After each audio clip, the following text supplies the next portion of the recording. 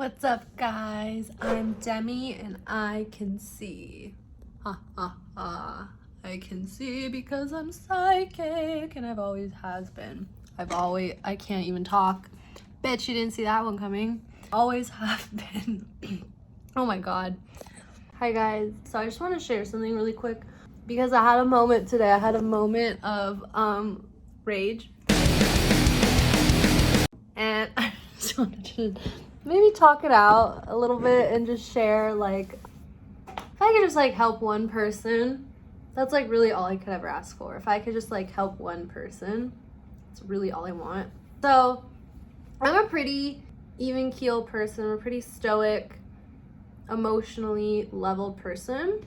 Not because I don't have emotions, because in my family it was very much like a value and like taught to be stoic.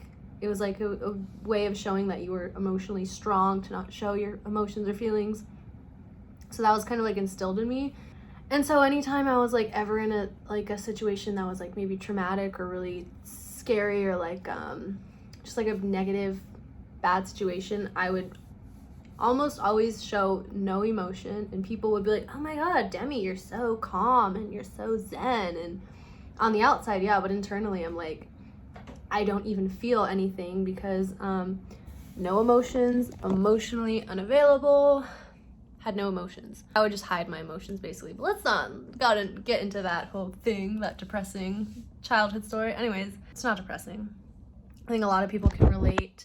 You just kind of learn things from your family and from society, and you go on doing it until you realize that it's not healthy anymore. Because if you think about it, if you don't express your emotions, that's actually being weak. Because if you were strong, you would feel strong enough to experience the emotions and then just let them go, as opposed to running away from them. Anyways, I don't know if anyone can relate to this. I had a moment of anger today, and I'm not someone that gets angered easily, but it does happen every now and again. I think honestly it's probably just like low blood sugar. I just gotten back from the gym, hadn't eaten enough at all, like nothing substantial. Had coffee, so it was just like pure coffee and low blood sugar, not a great combination. I was making a salad, and like Pierre, my cat, has this weird thing with avocados. He's like obsessed with trying to eat avocados, and it's like, I'm not gonna give him avocado. I should probably look it up. I don't know if cats can even eat that. Anyways, regardless, Pierre lacks boundaries, and I know he's a cat. I can't get mad at him because he's a cat, but he lacks complete and utter boundaries. He will touch something and paw it and put his face in it, and it doesn't matter how many times you put him away or put water on him or squirt him with water or shoo him away, he'll come back like a ravenous dog. So he was putting his dang nose in my avocado, and it was starting to irritate me, but I was like, you know what, he's a cat, it's fine. I'm like scrambling to get ready to go to the office. I had like a very late start to this day, and I was like scrambling to get stuff ready. So I'm already like, you know, when you're scrambling, it's kind of downhill from there, because now you're not grounded, now you're not in your body. I'm like scrambling to get ready. I need coffee for this part. Scrambling to get ready, and I like had made my salad, and it literally just like fell over onto the floor, all over my nice carpet. And oh, I missed a part. At one point, Pierre was on my nerves so hard, he was on the counter, and I just shoved him off the counter. Like, how mean is that? I shoved a little innocent baby boy cat off a counter, and I didn't like kick him, but I had a moment, I don't know if anyone can relate to this, where you get really mad and angry, and for a moment, it's like something switches in your brain, and you almost start to think of like, what's the closest thing I could kick, or what's like the closest thing I could, like, you just get so mad. And so I just shoved him off the counter, and then my salad fell 30 seconds later, and I literally was like, oh my god, I'm gonna lose it. Now, in retrospect, it's a very silly thing to let affect you, a salad, and the fact that your cat likes to smell avocados. But the point I'm trying to make is, I do Reiki sessions on people. I kind of like, it's energy healing, like I'm an energy healer. I have people share their problems to me, and I help to fix their problems, and I shed light on what their problems are using life force energy, using energy from up there, whatever you want to call it, using frequencies of, you know, let's say compassion, to heal ailments in the body, to heal emotional buildup, to heal anything from a money block, anything from a subconscious belief, maybe an energetic cord to an ex-boyfriend or girlfriend.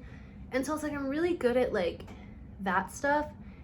And then it's like frustrating when it's like I'm still not perfect, like I'm still not ascended in Zen, and I'm just like, oh, I'm so Zen. And it's like, no, you're not. That's why you do all this, because you need help. And it's like, oh my God. So I don't know, I just had a moment where I was like angry, and then on top of being angry, I felt really guilty and like ashamed for being angry, because it's like, I should know better. And then shoving your cat off a counter, it's like, is that even animal abuse? Like I felt like such a horrible person. And so once I calmed down and I played a song, because music, you know, makes you emote certain things. So I had picked a song that specifically I knew would like help me to emote a sense of like being calm and happy. I started playing Don't Worry, Be Happy, that song. And then I started to think about it, and I was like, okay, I'm hungry, I have low blood sugar, I'm rushing. Of course the salad's gonna fall. Of course my cat is gonna be affected by my stress. Like, we are one unit. And so I started to think about like everything I've learned from taking Marissa's classes. Like, I've been working on myself since I was 15, and I still have stuff to work on, and it's frustrating sometimes, but it just is what it is. There's always something new to heal, to work on, to, you know, life would be very boring if we were all perfect and we already knew everything, right? I started to think about like what I've learned in Marissa's classes, and one of the big things she teaches is learning to overcome fear and learning to get into a habit of being mindful and self-aware, and whether that's meditating for you, whether that's working out, whether that's journaling, writing music, playing music, listening to music. Like, there's so many ways to connect to your body, because most people are disconnected from their body. Like, literally, it's like a chicken with its head cut off running around. Like, that's how most people are, and they don't even realize it, because that's just the normal. Being stressed out is normal. What we've learned in the class, and just from me like studying behavior in college and just like reading on that, is anything negative really starts with fear, especially anger. Anger always comes from fear. Like, fear is always fear is always the root of the anger. The reason people get angry is because it just feels good. It feels better to be angry. It feels better to be angry and argue with someone and be like, you don't know what you're talking about, you stupid ass. I don't know what you're talking about. It feels a lot better to be angry than to be afraid, because when you're angry, you're right. And it doesn't matter if you're right, you just know you're right. And it's like you're just wanting to argue and win, divide, conquer, compete. Like, that's anger. And anger fuels people and it feels amazing. That's why people watch the news. That's why people watch reality TV. That's why people fight with the people that they love the most. It's like the people you love the most, you're the worst to. It's like we all treat the people that we love the most horrible, and that's so sad, but it's true.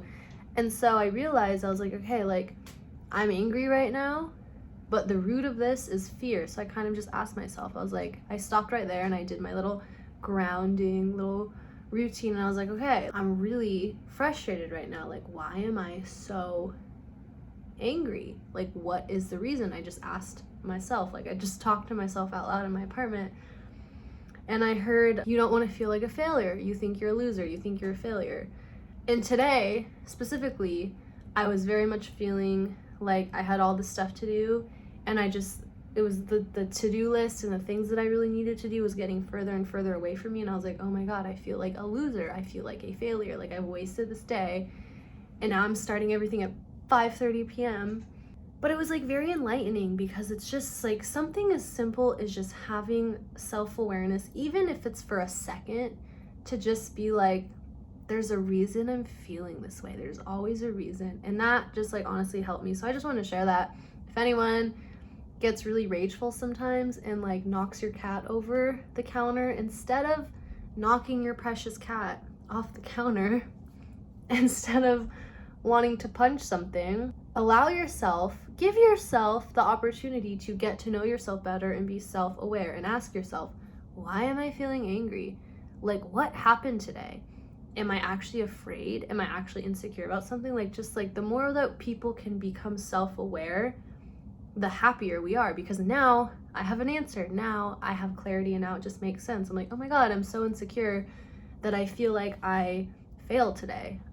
When in actuality, no one cares enough to think about that I failed today. Everyone's busy focusing on themselves.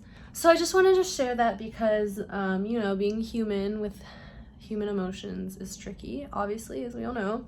And so I just wanted to share that. But yeah, okay, bye.